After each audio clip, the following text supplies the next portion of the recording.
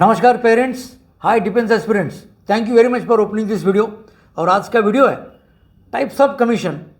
मैंने ये चीज़ देखी है, कई सारे पेरेंट्स को कमीशंस की पूरी जानकारी नहीं है।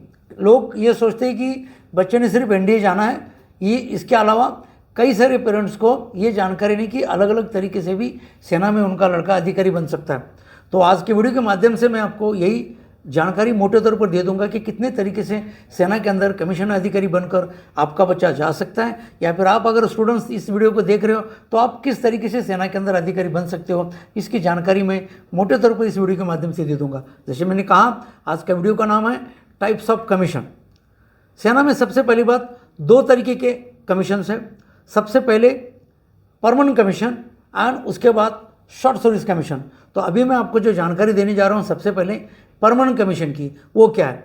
परमानेंट कमीशन का मतलब ये है कि एक बार सेना के अंदर आप अधिकारी बन गए तो कम से कम पेंशन लेने तक, यानी कि पेंशन लेने के लिए आप एलिजिबल होने तक, इसका मतलब कम से कम 20 ईयर सर्विस आपको करनी पड़ेगी एंड उसके बाद आपको पेंशन मिलती है। इसका मतलब आपने परमानेंट कमीशन अगर आपको एक बार मिल गया तो सेना के पूरे जो फैसिलिटीज़ आपको रिटायरमेंट बेनिफिट जो लेना है तो कम से कम आपको 20 साल सर्विस करनी पड़ेगी।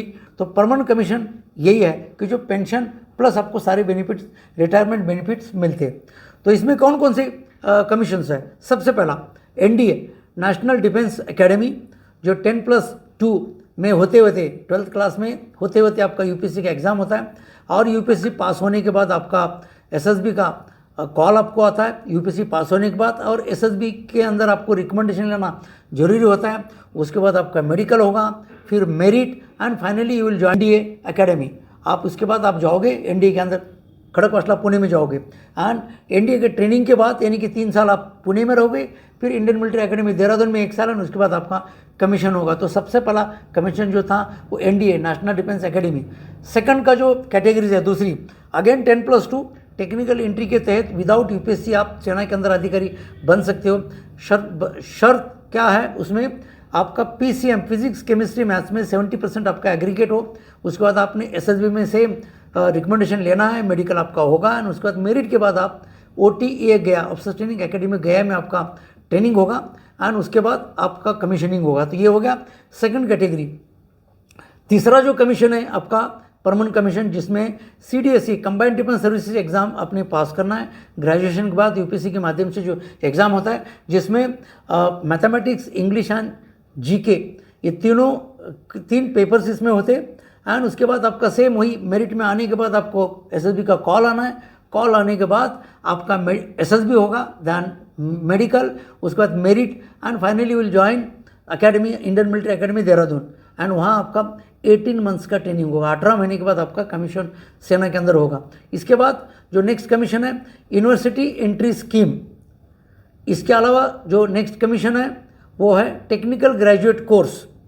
इसके अलावा एईसी आर्मी एजुकेशन कोर के अंदर भी आप डायरेक्ट अधिकारी जा सकते हो। और जब ये नोटिफिकेशन जारी होते हैं इन सारे कैटेगरीज का कंप्लीट डिटेल आपको इसके अंदर मिलती है। जब आपका नोटिफिकेशन पर्टिकुलर कैटेगरी का जब जारी होता है तो उसमें डिटेल इन्फॉर्मेशन होती है कि आपका cut off, date of birth क्या रहेगा, आपका एजुकेशन क्या होना चाहिए, और सारी डिटेल उस नोटिफिकेशन में मिलती है।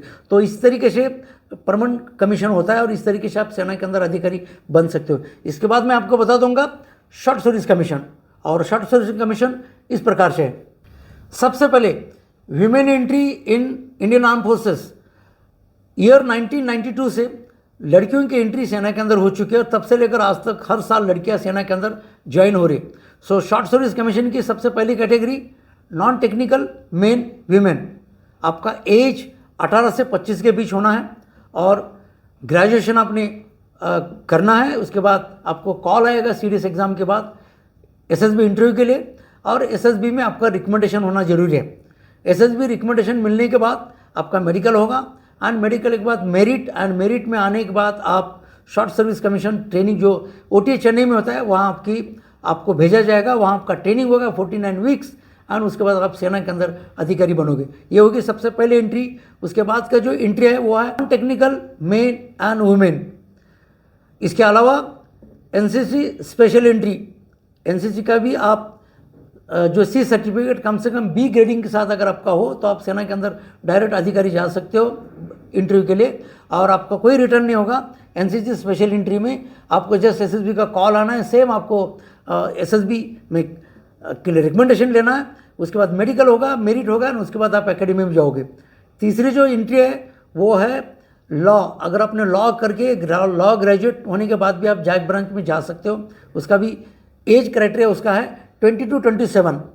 जो लॉ के स्टूडेंट जो जा रहे हैं, लड़के लड़कियां, मेन वुमेन, उनका जो एज क्राइटेरिया है 20 to 27, वहाँ भी आपको एसएसबी का रिकमेंडेशन लेना है। उसके बाद मेडिकल होगा, मेरिट होगा, उसके बाद आप एकेडमी में जाओगे। एंड जो फोर्थ जो कमीशन है वो है इंजीनियरिंग के बाद जो आप जा रहे हो, इंजीनियरिंग डिग्री लेने के बाद आप जा रहे हो, वहाँ भी आपको रिटर्न की आवश्यकता नहीं, एसएसबी का कॉल आपको आ जाएगा।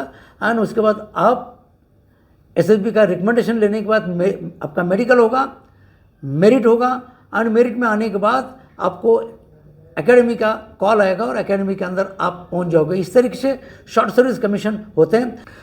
पहले क्या था, शॉर्ट सर्विस में ओनली 5 years आपकी सर्विस होती थी। 5 साल सर्विस के बाद आप मतलब आर्मी से रिलीज होते थे। उसके बाद 10 years हो गया, एंड अब मिनिमम 10 years, मैक्सिमम 14 years, या आज की डेट पर आप 14 साल तक रुक सकते हो। लेकिन 10 years के बाद आप जा सकते हो, लेकिन मैक्सिमम 14 years सर्विस आप कर सकते हो। 10 years के बाद भी आपने जाना है तो किस तरीके से रीसेटलमेंट के कोर्सेज आपने करने हैं। आर्मी आपको सेना के अंदर जाने के बाद बहुत सारे कोर्सेज कराती है, ताकि आपने 10 साल के बाद अगर बाहर जाना है, अगर आप 14 years के बाद आर्मी से बाहर निकलना है, उससे पहले ही आर्मी आपको कई सारे रीसेटलमेंट कोर्सेज कराती है, ताकि आपका जो सेकंड इनिंग है अच्छा रहेगा। तो बहुत सारे बेनिफिट्स जाने के भी क्या है वो सेना के अंदर जाने के बाद ही आपको पता लगेगा। तो इस तरीके से शॉर्ट सर्विस कमीशन होता है। शॉर्ट सर्विस कमीशन में कोई पेंशन नहीं होती।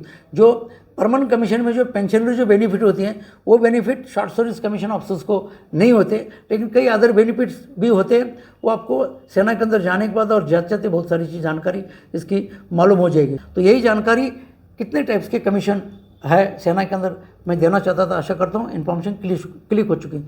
अपने दोस्तों को भी शेयर कीजिएगा। मैं आपको मिलूंगा किसी और नए अपडेट्स के साथ। नमस्कार, जय हिंद।